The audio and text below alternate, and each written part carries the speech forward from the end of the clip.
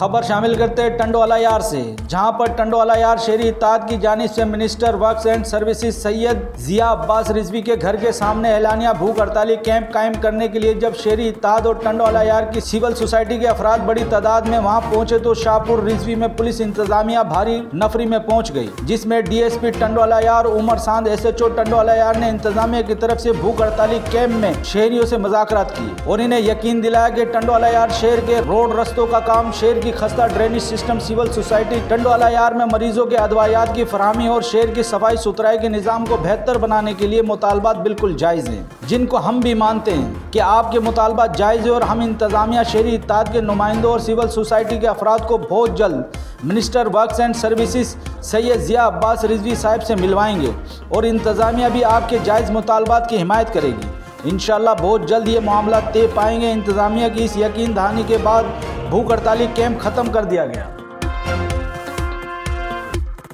मज़ीद खबरों और अपडेट के लिए विजिट करें हमारा YouTube चैनल HRJDO न्यूज़।